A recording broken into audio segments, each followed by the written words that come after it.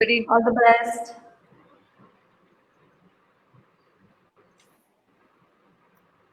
So hi everybody, I think we've just started, we are just live now, and we should shortly have more people joining us. Let me quickly introduce you to the first of the Anvis sessions. So this is the first time that we're going live on Facebook and on YouTube also, I think. Please, so, the guys at the back end can correct me if I'm wrong on that. But let me quickly introduce Anvis to you. So Anvis Inc. is a company founded, and the CEO of the company is right here with us, Anand Vishwanath. Shortly, we will introduce you to Anand. Now, Anvis provides a whole number of services from pet relocations to various countries to dog walking, boarding, and pet sitting services for both dogs as well as cats. And our experts, let me quickly introduce everybody at Anvis. I'm so sorry about that. One of my dogs hurt the cat, so you just learn to ignore them in time. That being said, let me introduce you to our experts. So we have Osha and Anand with us today, who are going to be answering questions for you. Anand is our dog expert. Osha is our cat expert. And please meet Anupama. Hi, Anupama. Anupama is a pet parent with 2 dogs and 3 cats who lives in an apartment in Bangalore, which is a big deal. Okay, so how do you manage that, Anupama?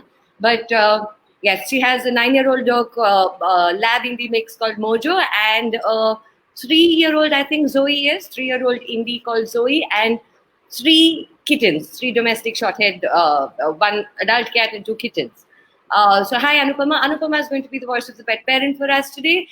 She has had some difficulties during the lockdown period with her pets, and we hope to be able to answer her questions. Of course, we will be taking questions from all of you also. Anybody who has any questions, feel free to post them on the comments, and we will get to them as soon as we can. So that being said, let me quickly introduce you to our experts. Anand, hi. Anand, would you give us a quick little brief about yourself? Hey, hi Preeti, hi Osha, hi Anupama, and everybody else who's joined in on our stream today. Thank you so much. I'll try and keep it really short. I was working in the corporate for a very long time. Pets have always been like a huge passion for me. There was a time when I felt that I wanted to quit corporate, do something on my own, just for a little bit, just to bring in a little bit of balance, peace in my life. So one fine, stupid day, I quit my job. I took a sabbatical. I said I want to do something with pets. Started off with walking dogs, my own, followed with friends, family. And before I knew it, just too many things happened. And then we ended up with the host of services. So today, of course, as you know, right, we offer dog walking, pet sitting, home boarding, puppy training, behavior training. We also have our courses that we have launched. So it's taken about 10 plus years to get where we are. But yeah, I wouldn't trade my corporate. I mean, I wouldn't trade this job for my corporate anymore. I think I moved on. So that's where I am. So Anand is, of course, being very modest. To add a little bit to Anand's resume, Anand is a behaviorist. He is a trainer. He is an all-rounder pretty much when it comes to dogs in any and every area that you can think of. So he's the one who's going to be answering all your doggy questions. Moving on to Osha. Osha is our cat expert. Osha, will you tell us a little bit about yourself, please? Hi everybody. Hi, Preeti, Anupama, Anand. Pretty much in line with what Anand did. So I was in corporate for about 7 years, and I got so bugged up. And during that corporate life, I started learning about cats, especially because I couldn't really adopt a dog, and that's how the journey started. So it's been 8 years since I've been learning and studying about cats, and also experimenting at home with my cats and all the other fosters that have come home. I worked in a shelter for 2 years. Me and my husband co-founded an adoption center called as the Cat Studio in Jeevan Bhima Nagar. Now it's associated with Charlie's Animal Rescue Center. So that's how the journey has been so far. Awesome. Thanks, Osha. Again, Osha is very modest. I have to tell you all that Osha has really been the voice, and how do I put it? The cat, the voice of cats as far as Anvis is concerned. We've all learned so much about cats from Osha. I think things that we would never even have imagined. Most of us, unfortunately, are the only dog people, and we've never really had too much exposure to cats, but Osha's doing her best to rectify that for us. Thanks, Osha. Anupama, would you give us a little background? Okay, let's see. I have been living in Bangalore for 22 years, and I have had animals for half of them at least, because I started off in the first 10 years I was staying as a paying guest. And as soon as I moved into my own home, I started with a cat. I've grown up with dogs. I started with a cat simply because I thought dogs dogs were high maintenance and needed more attention. Ha ha ha. I discovered that cats require every bit as much attention, as dogs do. It's been wonderful. I have 3 cats now. I've had cats, I think for the last 11 years now. I've had dogs for the last 9 years. It's been very, very difficult keeping them in an apartment. If I could do things all over again, the one thing I would do differently is not live in an apartment, but live in a house. That's. I wish I could say that I got fed up of my corporate job and I quit to follow my passions with animals, like Anand and Osha. I'm still in my corporate job, but I still have animals are a ruling passion in my life, and I filled up my little apartment with as many animals as I can. I don't think I can keep any more. I might get thrown out. Back to you, Preeti. Thanks, Anupama. Thank you so much, and thank you so much for being a part of this session with us. I mean, we hope we're able to answer all of your questions and that of the audience too. So it's really good to have you here.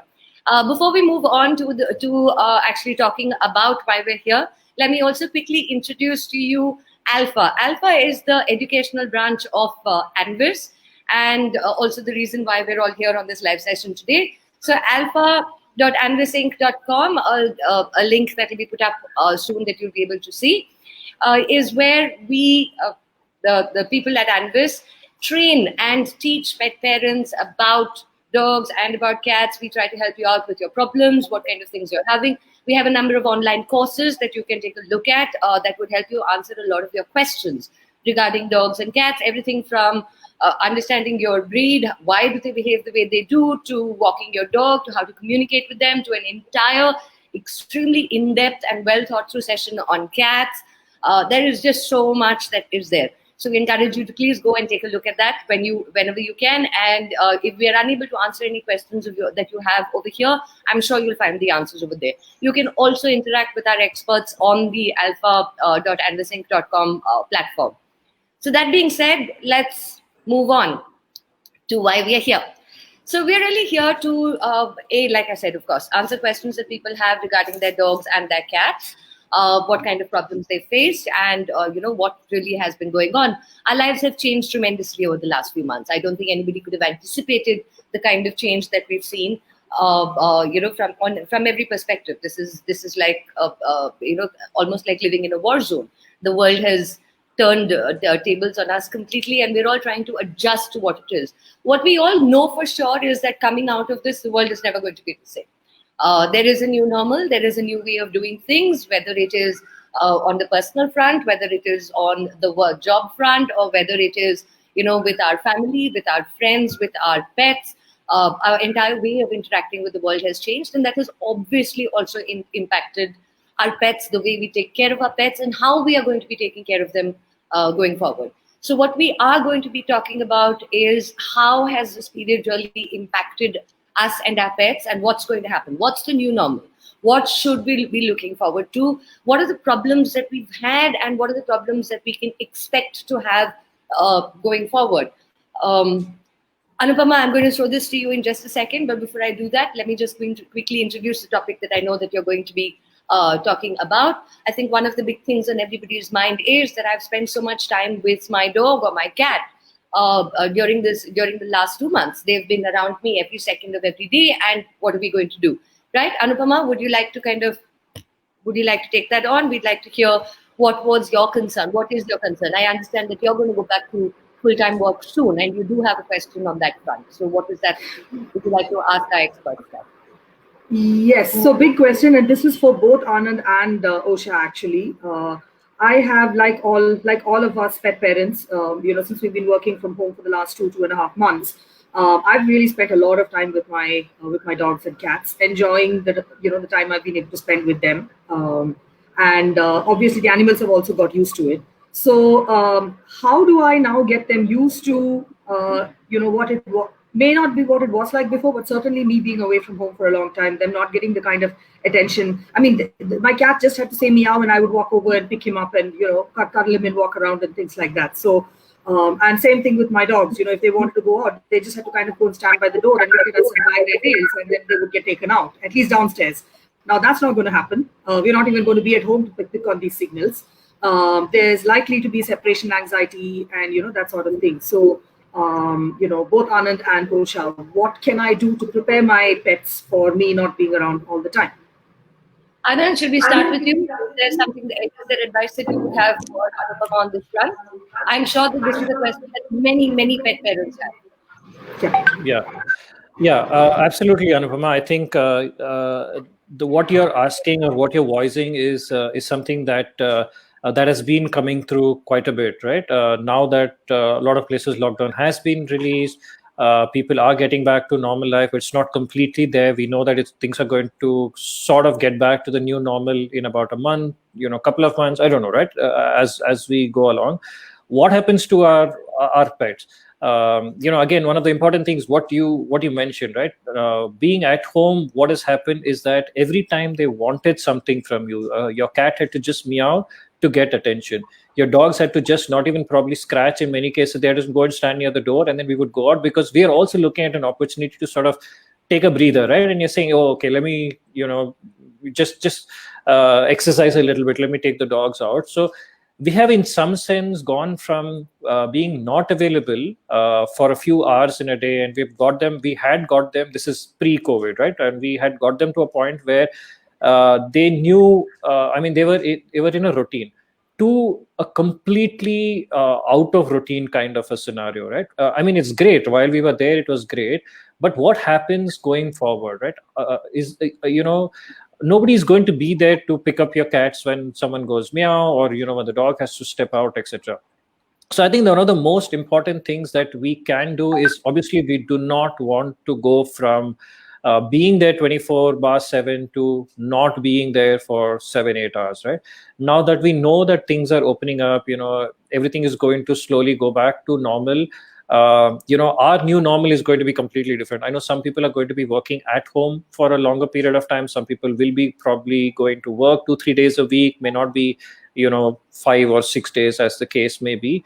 But have an idea on your structure that you possibly think that you will be in about a month from now. I think month is a good time to plan, because I think that's that much we can plan ahead.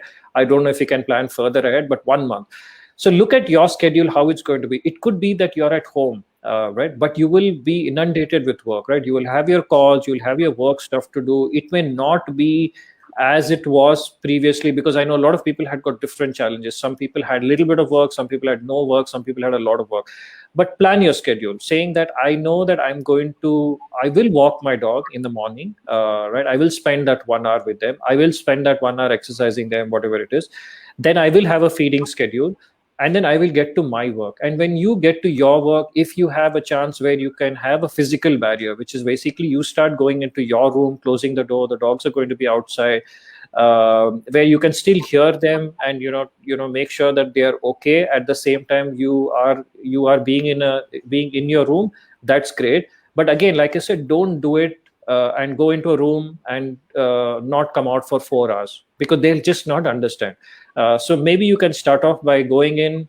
See, when you bring in a physical barrier, like a closing of a door or something, the dogs do get confused, right? And they're wondering, I wonder what's happening. But let's say you come back in 20 minutes and say, okay, hi, hello, everything is okay. But nothing that you will not be offering, or they will not have an access in, say, a month, which is, they may not have an access to a walk 1 month out. So no walk will be given to them while you're at home, even though you're at home, rather. Right. So it will be about something to add, something that I want to just check with you. When you say that go behind the closed door, what you're also saying is that if the dog is whining or if the dog is crying, our instinct is always to get up and say, yeah, I'm here. So are you saying that they should not don't respond to that at all for that 20 minutes at least? Yeah, absolutely, right. So yeah, that's a very good point, right? We do not want to give or make any kind of positive association with that. Hey, the dog or the cat, whines, meows, and then we go outside and to say, okay, we are here. What we do is that we always say that you need to wait for 2 minutes. Suppose if the dog is whining or barking or whatever, wait for 2 minutes before you can open the door, because what you're trying to tell your dogs, and cats, maybe Osha will be able to probably throw more light, but with dogs, what you have to tell them is, okay, you keep calm and then I will come to you, but don't bark. Barking is or whining is not going to make me come to you. But start with a small time period. Again, you cannot go from 0 to 4 hours. You'll have to go with 20 minutes away. If your dog is whining, barking, wait till they stop. They will stop, right? The first few times is going to be it's going to be really frustrating, because perhaps you're on a call, perhaps you're on a deadline to finish something, perhaps you're finishing something, but it's important that you give that time. Think of it as a training time for your dog, because while you're there, if the dog is asking for your attention, imagine when you're not there, there is just going to be so much more trouble, right? So keep this time. Make sure that you go back to them when they stop their bark or the whine, and then again go back into your room. Fix the schedule. Walking will be in the morning, afternoon, evening, right? And that's something that you will be continuing once whatever the regular work or whatever regular happens. Food also, it's going to be the same thing. Attention will also be the same thing, but attention you may want to start off by short spans and then move on from there. So what you're saying is do it in small increments and steadily make it a larger time frame, so that by the end of a month you can actually give, you would have gotten to maybe the 8 hours that it would be otherwise, right? One more question, Anand, I have one more question to ask you. Do you think that in most separation anxiety cases, for example, what we do tell pet parents is tire your dog out before you leave them and go, and that's the intention of the walk also, right? So if the dog is a little tired, maybe for the first 10 or 15 minutes or 20 minutes, the dog is more likely to sleep or rest and may not be as stressed by your leaving them alone and going. So do you think that playing some sort of game and making sure that your dog is physically or mentally tired before you start this exercise, at least in the beginning, would help? Yeah, so there are many ways, right? Of course, right? Exercising is good. Any kind of mental stimulation is good. All this will tire the dogs out. But again, when you do it, I think you will have to look at it as some kind of a routine. Put that routine. So even when you're stepping out 1 month later and you're going back to your jobs, etc., make sure you continue doing that. But we don't want to play these games, or you don't want to exercise in between the day if you think that you will not be able to provide that 1 month down the line, or you don't have anyone, there's no support system who will do that. Yeah, it's absolutely okay if you think you have a support system and someone can come walk the dog, take them out, maybe come and play with them just to keep them engaged. Nothing like it if you can break that monotony. But if it is not, fix a schedule and then go with that. Games is absolutely recommended, right? We always say mental games just tires the dogs down, followed with exercise. There are many games that you can play with based on different dog either sizes, ages, breeds, etc. Try and figure that out, because that will really hit the spot that tires them the most. Thanks, Anand. That was awesome. Osha, would you be able to give us a cat perspective on this? Yeah, absolutely, Preeti. So a lot of people are under the impression, especially pet parents, they think that cats go to sleep 15 hours a day. So they think it's not gonna affect cats, but it does, because cats are very prone to a particular routine.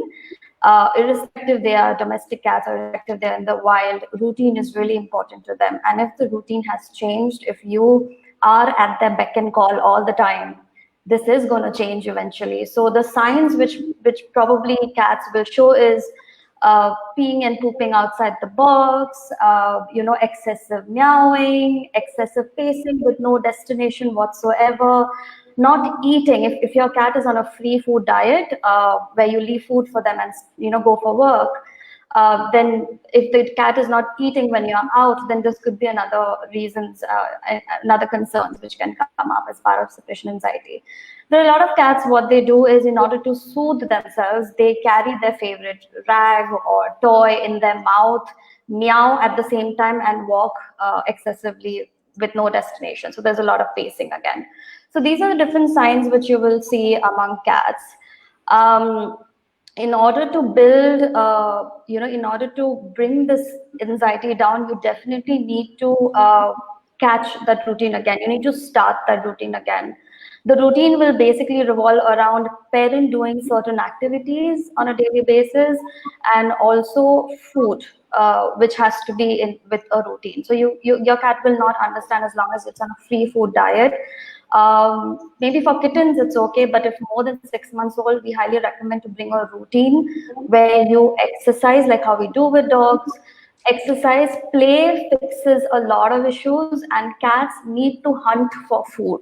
That's how they work in the wild. So play with your cat, use an interactive toy with the string, where your cat can associate that you are playing with the cat. The cat needs to stalk, need to catch, need to bite the prey.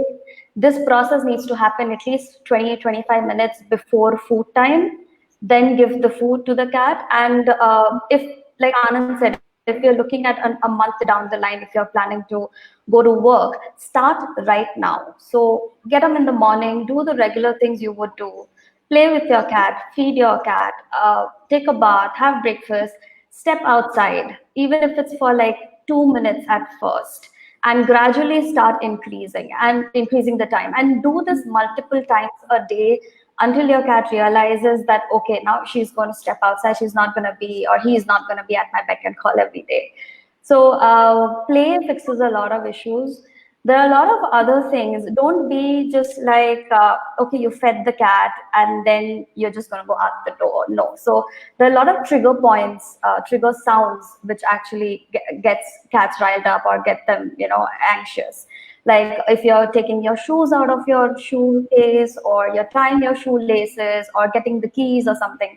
So when these trigger sounds come, don't be out the door immediately. Spend some time with the cat after the trigger sounds to just tell the cat that, okay, I'm not leaving immediately. Similarly, when you want to say your goodbyes, you want to give your kisses and everything, just do it 20-30 minutes before you're out of the door. Because if you do it, and that will be bringing the cat at an excited state, and then you're out the door, that excited state will come crashing down to disappointment, and then later to anxiety. So your goodbye kisses and everything, keep it at least 30 minutes before. There's some structural changes which you can also bring in the house. Very important thing is cameras. You can have cameras installed in the house and see how your cats are doing. You can play music for cats. If you have Google Home, Alexa, or Smart TV, there's a music channel called Relax My Cat, which can play for even 8-9 hours. So you can cast it, and there are different music available to put your cat to sleep, for anxiety, all of that. So those are the music which you can play. Mount units on the wall. Cats love to be at vertical spaces to survey their territory. So so maybe mount units which has a floor where they can access different levels on the wall.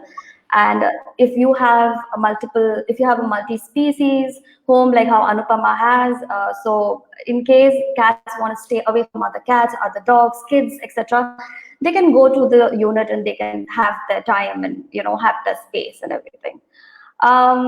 Before leaving, always leave when the cat is calm. So when the cat is having a lazy moment, the cat is about to go to sleep or is grooming, all of that. So maybe that will be your cue to step outside. If your cat is really interested, gets really excited with pheromone spray, then you can use pheromone spray before you're out the door. You can even, leave catnip at their favorite spots. So those are the other things you can do. Very important thing is to ensure your cat also is entertained when you are not at home. So for that, you can do something like a cat TV. So cat TV is not something on your TV, is something basically don't draw your curtains. Let the cats have activities outside. If you have birds coming in, if you have squirrels coming in, let them have access to the activity outside, which will actually keep them stimulated for a very long time. These are the structural changes which you can do. I think you should do it even now. But now, if you don't have it and you're a month from now, who are going to step outside, you're going to be away from home for 8-9 hours. So this is something which you can do for your cats. Awesome. Thanks, Osha. Honestly, listening to both of you, what I'm getting is that make the changes that you're going to make, that whatever you expect to happen a month from now, start working on it right now, set your schedule in place, set everything in place. And it's the same, right? Whether we're talking about dogs or cats, there isn't that much difference between what either of you are, what both Anand and Osha are saying. Set things in place and start slowly and incrementally kind of increase it to the point where you know that your dog or your cat is going to be able to stay away from you for an extended period of time. So sorry about that. Yes, Crimson. Again, cats. I have Irish setters. They like cats or they don't like cats. What can I do? Well, that being said, okay, before we move on to the next question with Anupama, there is a question that a pet parent has for us, which is that what are the alternatives to walking? Now, again, very relevant question. I think a lot of people have been struggling with this during the lockdown. Anupama, were you able to walk your dogs during the lockdown? Anupama, are you there? Yes, I'm here. And I have actually been able to walk my dogs twice a day, once early morning and once late evening. However, the evening playtime that they had with the kids when they were taken downstairs and they played with my kids and with other kids from neighboring apartments, that obviously was completely cut out of their routine, and that created a lot of excessive energy, especially with my younger dog. Zoe is she's about 3-4 years old, and she's a very high energy, high anxiety dog. And we had a lot of problems with excessive energy. She just go running around and bark and a lot of high energy, pent up energy. So any guidance on how to deal with that?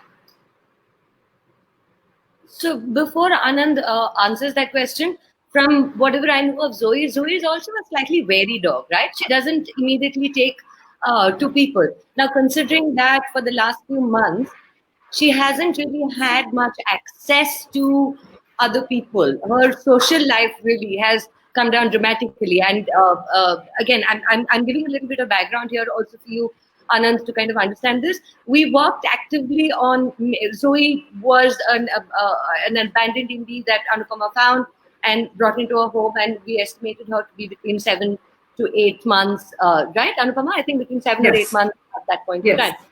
She had issues with timidity, and at some point she also showed a possibility of some amount of fear aggression, and there was a lot of work that was actually done on making sure that this dog would not move into the biting territory, or would not move into into a space where she might be a danger to people, both in the home and outside the home. Anupama, please tell me if I'm overstating it or understating it, right?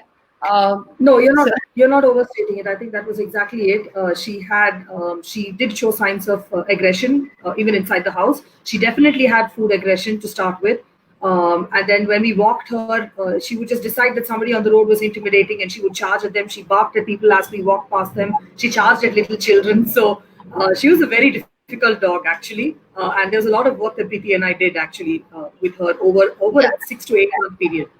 Yes, I think the first 6 to 8 months, there were a lot of challenges that had to be overcome. Now, and again, I think this is a question that, or this is the situation that a lot of people would have been in, where you would have had a dog with challenges that you have worked on to kind of socialize, to get them back, to get them into a situation where you're comfortable having them meet new people, or all of that, and suddenly you're back in the situation where your dog has been completely deprived of that contact. So what is the impact that it would have had on dogs like this?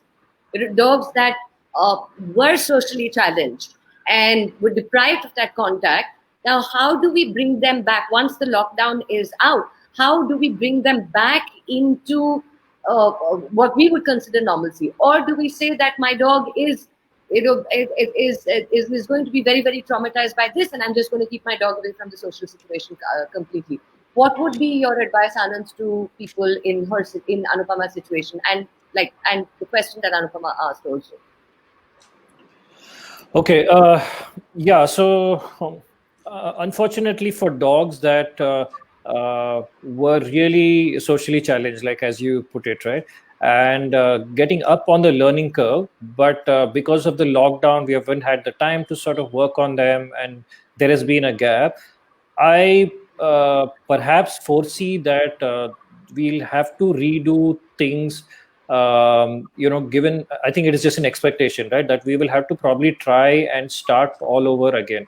Right. The reason I'm saying this is because I think most of us will probably say that, okay, so we got a dog from being like an aggressive dog to, okay, now accepting people, and then I'm able to walk without dog maybe perhaps lunging or maybe getting into a scared position, whatever it is, to kind of accept people walking around. But this 1.5 months of not having access, so it could have gone either way, right? Maybe you were able to walk, but just because there were no people, dog has become a little bit more confident about the surroundings, smelling, doing things. And I could be wrong here, because I think different dogs take it differently. Some dogs, because of the confidence they develop, will perhaps go on to continue, right? As in more people come in, they will continue to sort of build on that confidence, so on and so forth. But I feel majority of these dogs, right, because I have worked with a few dogs that have been nervous, anxious, or on the other end of the spectrum, slightly, not okay with people. What happens is that suddenly when they start seeing people in that environment, right, then they start to act a little differently, which is basically they may start going back into the shell, etc., etc.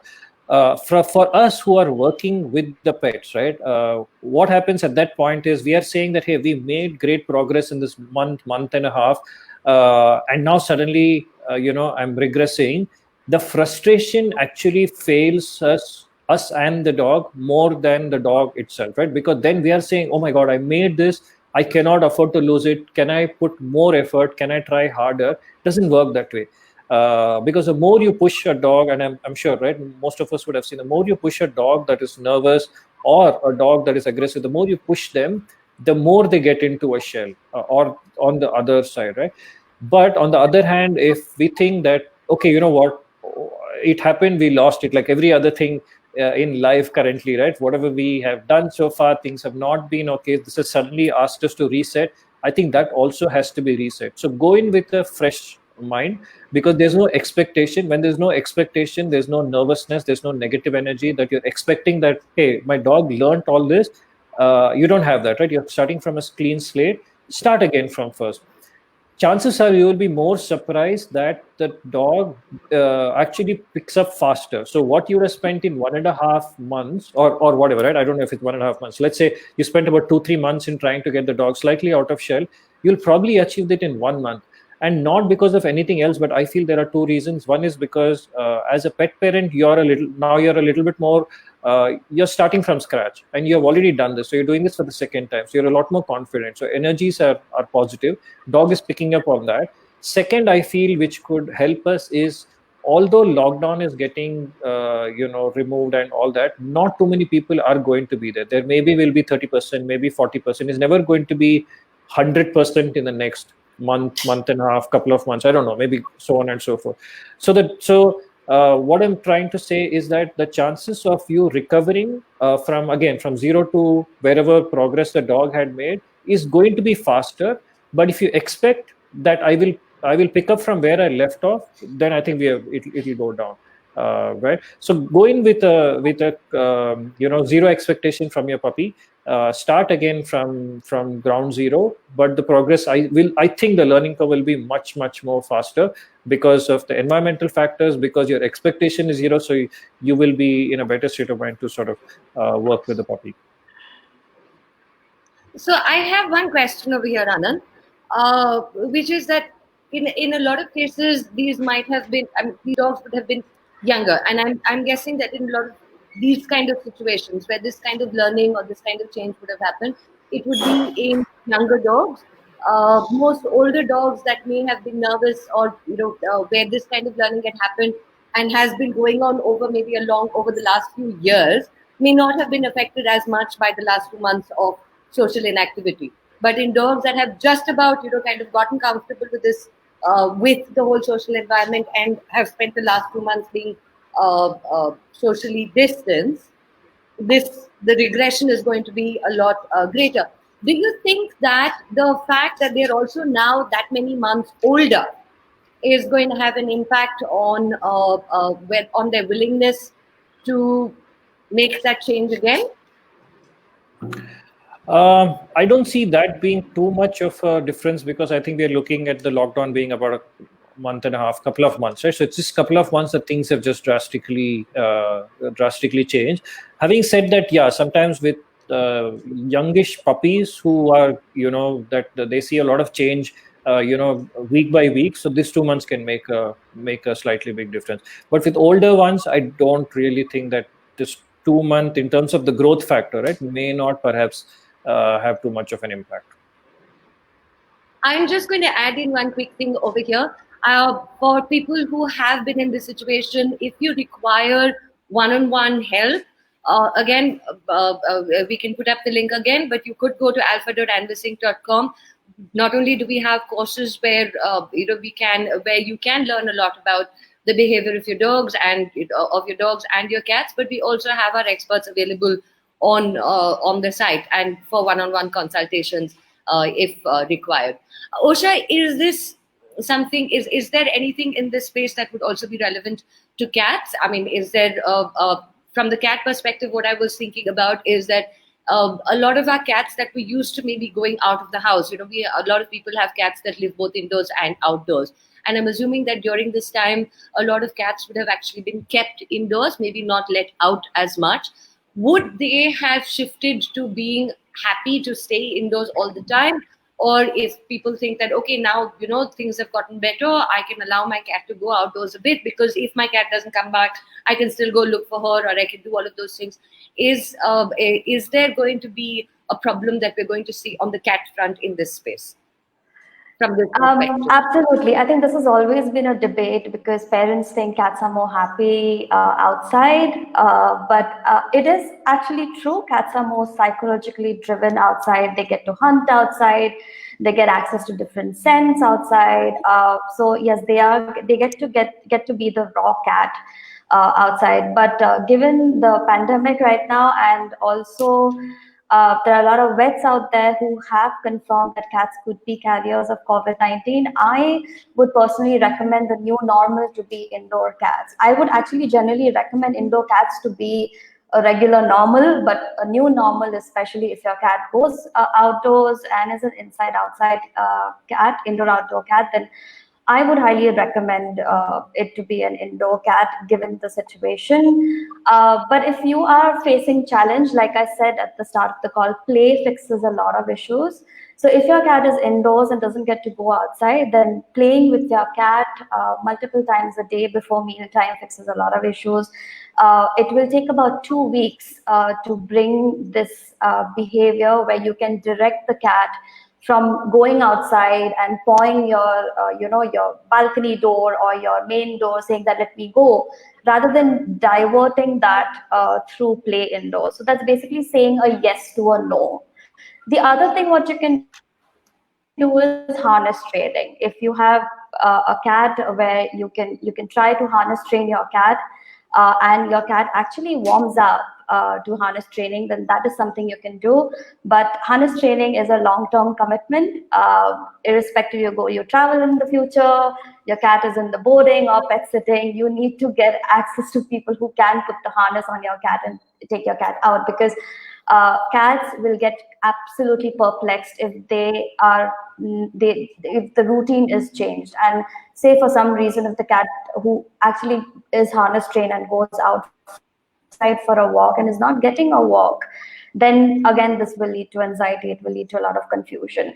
So harness training a cat is similar to taking a dog out for a walk. So if you are looking at harness training, you can do it.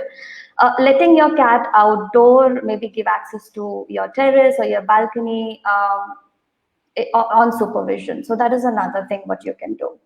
Yeah. Usha, that is so cool. I never thought about harness training for cats, and that is really, really incredible. So, guys, if there's anybody who's really interested in that for their cats and wants to know more, please do contact Anvis, and we'll put you. You can have a session with Usha on learning how to do harness training for your cats. How amazing is that? I'm going to quickly take this question that's come up, and guys, I think I will be answering this one. So let me just read it out. My 14-year-old Pom's skin is changing, and the hair has started sticking together. What should I do? I'm not sure who posted this question, but thanks for the question. And in this case, considering the age of the dog, I would think that the dog is either picking up a skin infection of some sort. It could be a yeast infection, which is causing the hair to get greasy and therefore stick together. I over here would think that a vet visit is recommended first. So we need to know whether there is a skin infection, whether there is, whether it has anything to do with that. In addition, the vet would probably recommend some sort of a coat or a skin supplement, and you might need to do some sort of a medicated bath. That will take care of the problem. But this is not as simple as the dog getting older. It actually has very little to do with the dog getting older as much as it has to do with an infection of some sort setting in at the root level. I hope that answered the question. I'm going to go back for a second to Anupama's question. Anand, I don't think we completely answered her question, which was that Anupama, you were talking about Zoe not getting enough playtime with the kids, right? And also somebody else who asked that what is the alternative to walking my dog? Anand? Right. I think we are in a phase where in some places the lockdown has been released, some places it's going to get released, whatever, right? Couple of things. Yeah, I know some people. I think in places like Delhi and all, I think people still cannot. I mean, the lockdown is there. Whereas where we are in Bangalore, from tomorrow, I think there's going to be a lot more relaxation. People can go out, etc. But for the people who are still in lockdown and don't have too many things that they can do apart from, I mean, even the walk, I believe now is to a lot of people, it has just become like a biological break for the dog. They pee poo and then they're bringing them back, right? So what else can we do? There are quite a few things that you can do. One I highly recommend is any kind of games, activities that you can play with your pet inside your house. You can engage, if kids are there, you can engage the kids also. You can use simple games like what we call these treasure hunt or sniffing games. Basically, you can take a little bit of food or kibble or any food item. Like it could be simple thing as even Marie biscuits. Lay a trail, basically, but it has to be a 2-people game. So you have to engage 2 people. Maybe one person is holding on to the dog. One of you is laying a trail. Just put a few trail and then let the trail go into like a different room, let it go into a different place. And then you can make the trail it should not be a straight one, obviously, right? It can be like a winding kind of a trail. And then when the dog goes there, should be able to get something really big, like a reward, something that the dog likes. Like it could be a squeaky toy. It could be something even more bigger. Like if the dog is a foodie, whatever. The key to that is not just let the dog off the leash and say, okay, now you go and do that, because the smarter ones will just put their noses up in the air. They will smell or they will figure out where is the bigger one. So they will go right up to where the bigger treat or the toy is. They will just pick it up. Then at their leisure, they'll come and they will eat the trail. And they were totally missing out. What we want them to do is we want them to use their nose, work, and then get to a reward. So you'll have to hold them first few times. You'll have to guide them, which is basically you'll have to tell them, hey, there's a treat, smell, pick it up. Then second treat, third treat, fourth treat, so on and so forth. Then what will happen is you'll see that the dogs will start the second or the third time when you start playing, they'll actually start using their nose and brain, which is they will smell, they'll pick up the treat, then they'll go like a wiper, right? They'll go like this, then they'll pick up the second one, then they'll go like this. But you have to hold them somebody has to hold them on a leash or a harness. So you don't allow them. The minute you let them off, I'm telling you, they will just run up. They will find wherever the bigger treat is. They'll pick that up. Then at leisure, they'll come and they'll eat this. So this much, aren't they? Oh yeah. And quite a few of them can be that way, smart, sneaky ones. So teach them. But once you teach them, this is a fantastic game. Then you can have like between family members, someone can actually be standing there, and then you teach them to sort of go on to find the person, but they have to use their nose, smell, and then go on and so which really tires them. So I think that is one that I highly recommend. You should probably try that. It's a very fun kind of thing. It takes quite a bit of time initially, but at the end of it, kids are tired, dogs are tired. I don't know if cats can play the game. I will let Osha to answer that, but you for sure will be tired. So the second game is, I think what we can try is, if you live in an apartment and lack of exercise, you're not able to go down, walk up and down the stairs. I mean, this is considering that your dog doesn't have any kind of joint issues and all that, obviously keeping the health aside. Walking up and down the staircase is like fantastic exercise. It's proven that it's great exercise for us. It's great exercise for the dogs as well. If any of you have treadmills, I know a lot of people have invested in gym equipments because they can't go to gym. But if you have a treadmill, teach your dog how to get onto a treadmill. Right, you can make them run on the treadmill. Again, very good physical exercise for them. Right. If you have other areas like a terrace or something of that sort, again, you can use sniffing exercise. You can use boxes, and sniffing exercise is just the basic. After that, I would say you guys can come up with your own. Right, you can have something hidden in a box, so that probably dog has to go in and out of a box, which also adds some kind of a hurdles and things like that. But I think my primary thing will be physical, mental. Mental would be any kind of sniffing exercise. Physical exercise will be at this point stairs. And if you have treadmills, you can do the whole treadmill thing. Anand, I'm going to stop you there for just a second. I want to tell people that we may or may not have enough time, since this is a 1-hour session. We may or may not have enough time to get to all the questions that people have.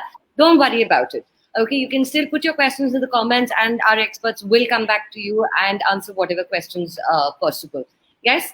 All right. That being said, also, Anand, there was a question before this that I wanted to definitely touch upon, but before we get to that, let's do this one.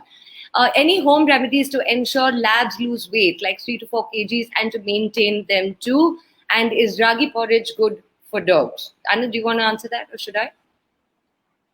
Yeah, go ahead, Preeti. All right. So, Deepti, this is a slightly extended conversation because it becomes all about the diet.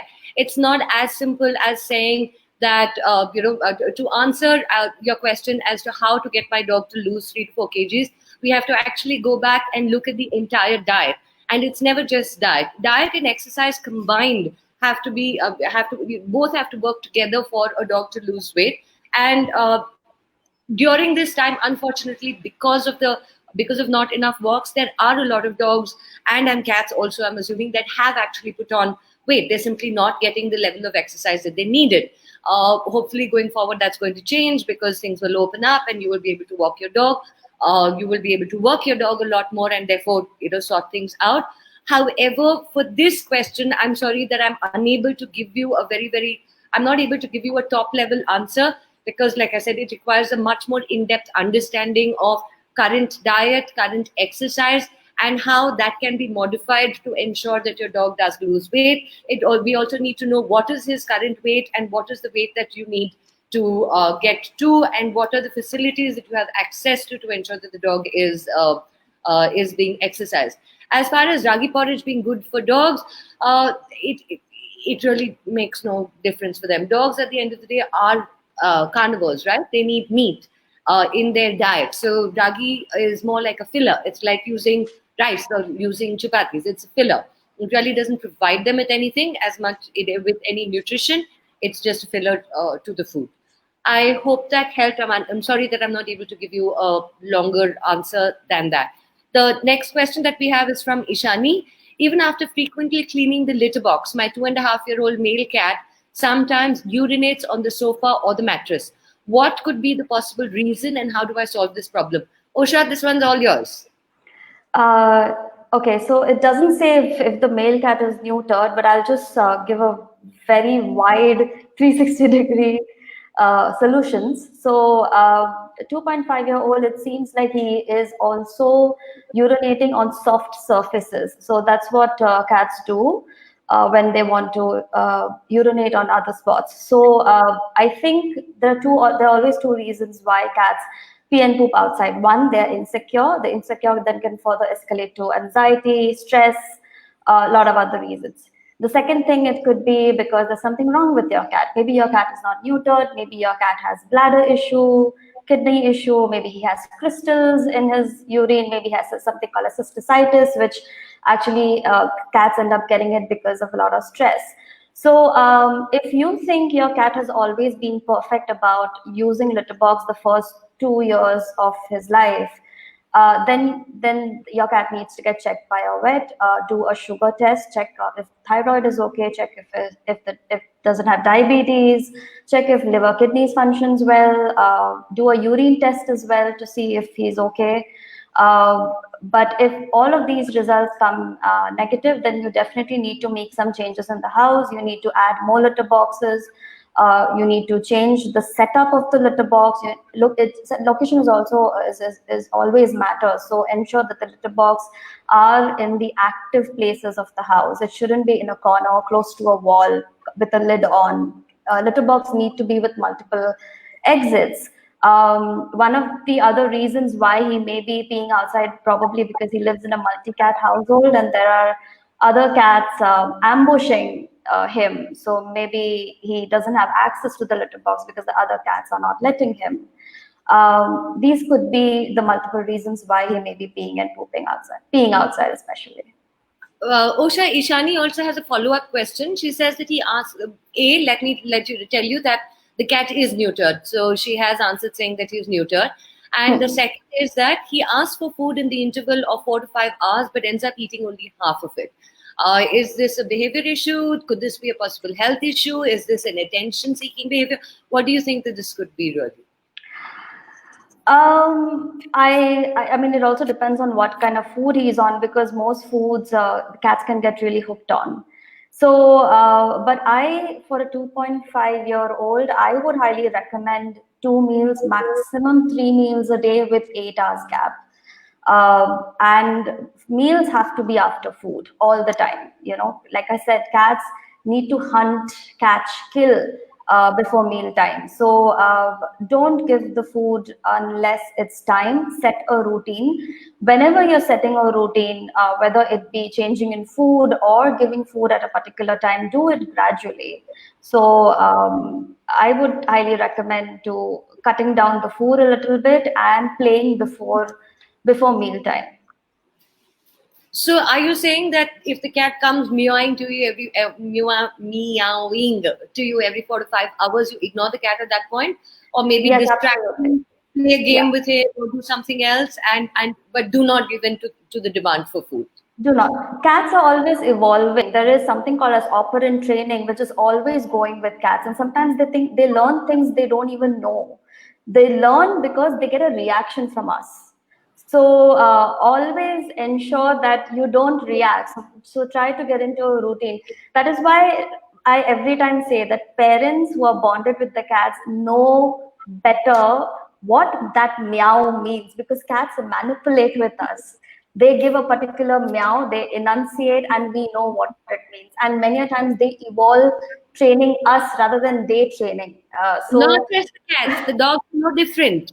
Believe me, every parent out there is right now nodding their head and saying, my dog is manipulating me.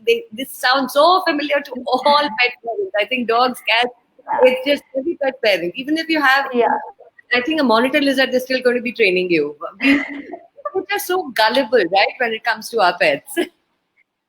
Yeah, so just try to bring this change, that when you know what that meow means, and that meow means food, then you'll be like, no, I'm not doing it. You keep meowing, I'm not doing it. This will take, with cats, it always takes about 14 days to bring a change.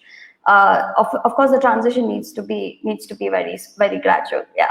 So I would recommend, if 4-5 hours, then I would recommend just stretch it to 8 hours and 3 meals a day, and then later you can try bringing two meals a day.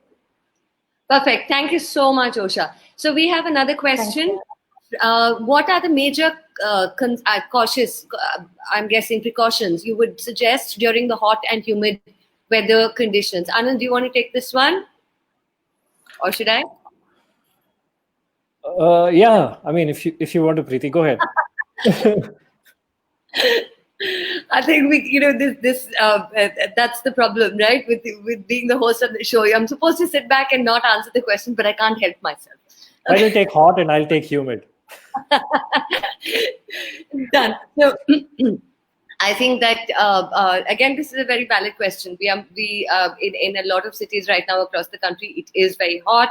It has been raining in Bangalore. It is humid, and these are concerns, especially if you have a flat-nosed breed. If you have a pug or a boxer or even a Shih Tzu for that matter, all flat-nosed breeds, they have more difficulty breathing. So you want to be more careful during these times.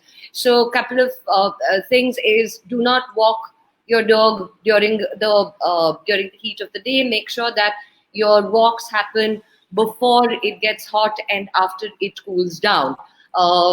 Even during the day, if you do have to take your dog out, try and find shaded areas. For example, if you live in an apartment complex, maybe you can look at going down into the basement area where there isn't direct sunlight. These kind of things are rather important. Make sure there is a lot of fresh water available for your dog right through the day, and the cats also. Of course, I'm so sorry, Osha, no offense, pet, but I promise to include cats in every statement that I make. But make sure that there's fresh water available. If it's very hot outside, you could even add maybe an ice cube or two in the water. You can also give them diluted buttermilk. Tender coconut water works great to kind of cool the dogs and cool the dogs down. Can we give that to the cats also, Osha? Is buttermilk and for cooling? What is it? What can we give cats for cooling during the hot weather? Okay, so sorry, I kept losing you. So for cats, what you can do is cats need more oxygenated water. So you can probably get a very mini aquarium water generator or something like that, and you can attach it with, you can attach it. You get it for tiny aquariums. So you can attach it with the bowl. You have to do some DIY to find the right bowl to attach it with. You obviously need to introduce slowly, because many a times with the voice, cats will get a little scared. So just find a water purifier which will not make loud noises. You can add maybe just 1 or 2 cubes of ice in it. These are the things you can do. Buttermilk I would not recommend, because cats lose enzymes which breaks down lactase. So they lose it by the time they are 4 weeks old. So that's the time when they wean. So after that, they have enzymes to break down sucrase, which is after 4 months of age. So that is when they get their carcinal teeth, and that is when they have to be on a meat diet.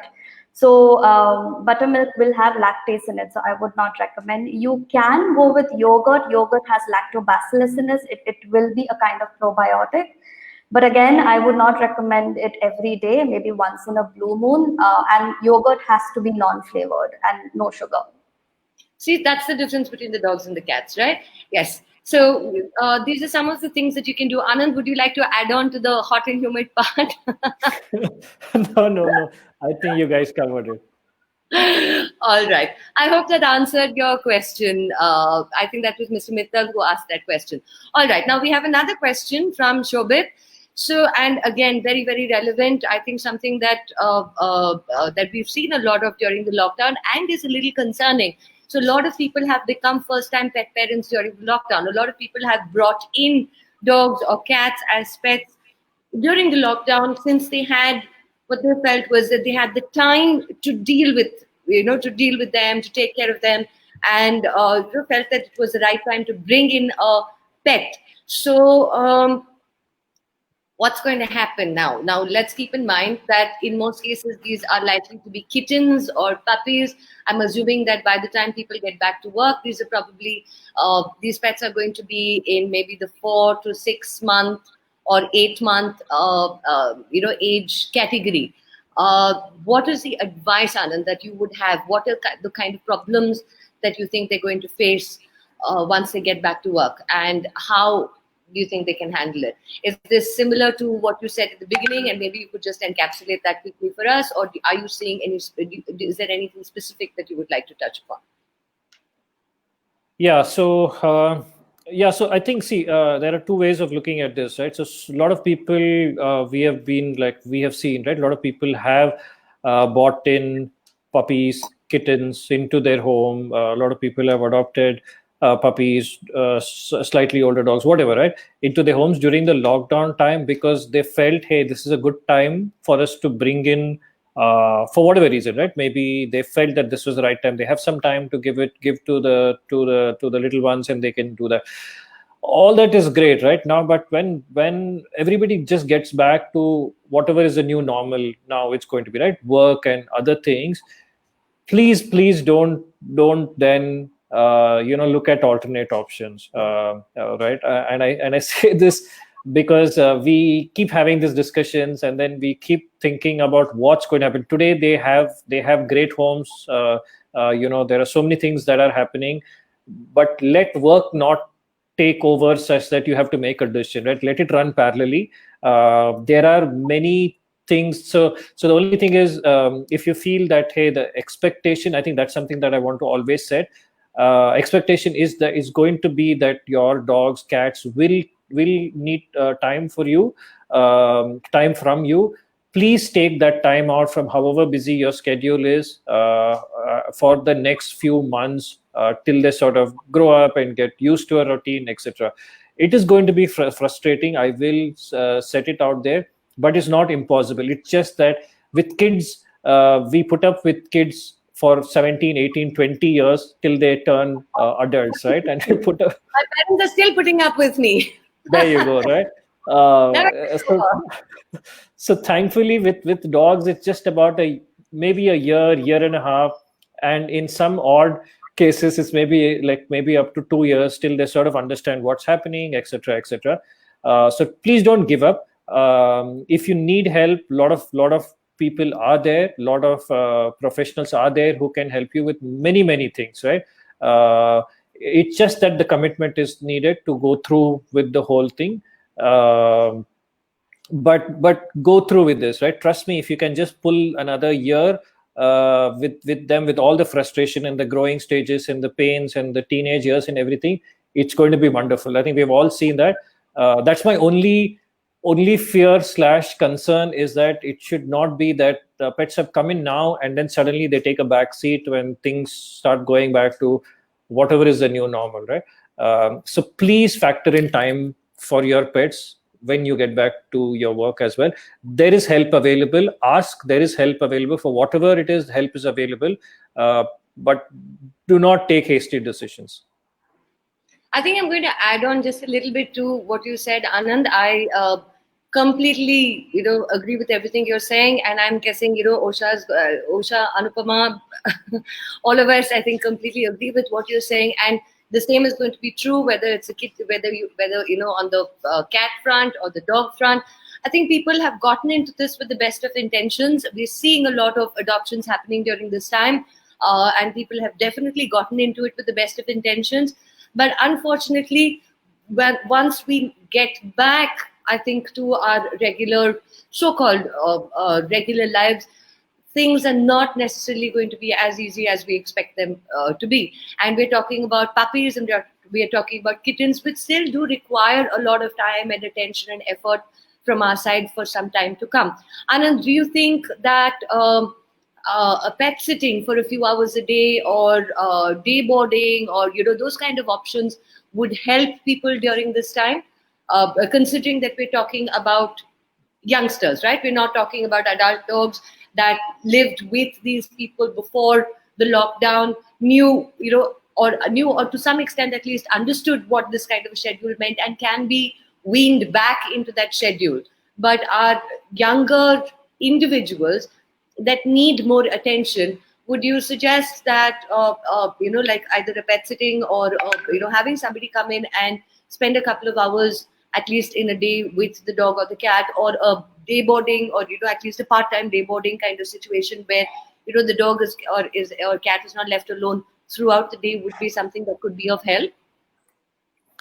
Yeah, absolutely, Preeti, because I was talking to someone the other day, and I don't know if it was half jokingly, she said, if you have a pet sitter who can come in and engage my dog as well as my kids, I will be more than happy to take this up. She's saying they have just gotten, both the kids and the dogs have gotten to me so much that I just need a break. Right. So perhaps she meant it jokingly, but it does make sense to have someone in who can come in, take care if you're caught up with so many things.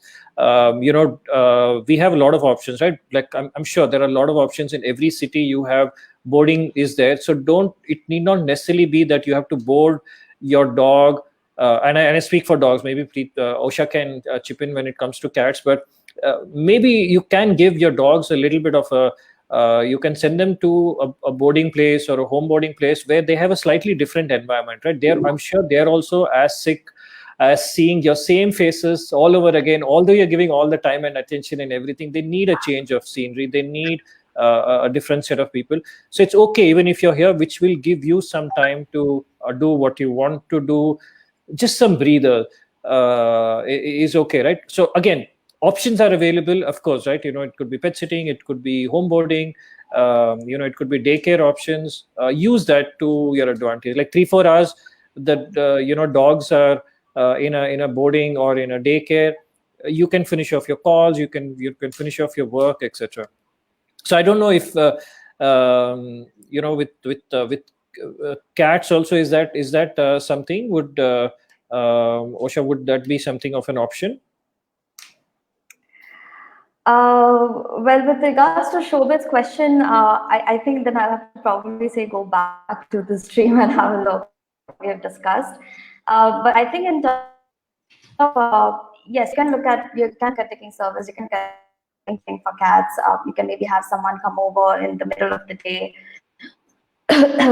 But people who are watching the stream and then people who want to adopt cats and dogs, then I would recommend trying to use a mechanism, something I learned when I took up a course with University of Edinburgh. So you can do a SWOT analysis, is something called as PETS. So PETS is basically place, exercise, time, and spend. So do a proper SWOT analysis to understand, do you have the right place? Do you have the time? Do you have enough money? And do you have the time to provide exercise? And time also has to be basing on what age of cat and dog you are planning to adopt, buy, or how much time do you have to give to that particular dog and cat? So I think for a futuristically thinking, if people are planning to bring in dog and cat, because considering they have home, considering they have a lot of time right now, this is kind of an analysis you can do to decide, and so that you can take that decision and not regret it later. So this is just an idea. Yeah. Thanks, Osha. Thanks, Anand. I think we've covered quite a bit of stuff. We've actually also run overtime. So before we wrap up, there are a couple of things that I'd quickly like to remind everybody of. If there are any other questions that you have, please do feel free to reach out to us, and we will definitely see how we can help you. We will be doing this every Sunday from 5 p.m. to 6 p.m. So come back, and if we didn't answer it this time, we'll answer it next time. We'll answer your questions next time. Also, again, I'm going to remind you that you can also go to alpha.anvisinc.com. We have a number of courses on the site that will help you understand what you can, understand more about dogs and cats. Yes, please do reach out to us. We hope you enjoyed this session. We liked having all of you here. It's always fun for us to talk about dogs and cats. We love doing that. We could do that day in and day out, all the time. We do it all the time. So yes, so we hope to see you again next time. Thanks, Osha. Thanks, Anand. Thanks, it was a pleasure. Yes, and we'll see you again next week, next Sunday at 5 p.m. All right. Thank you. Thank you.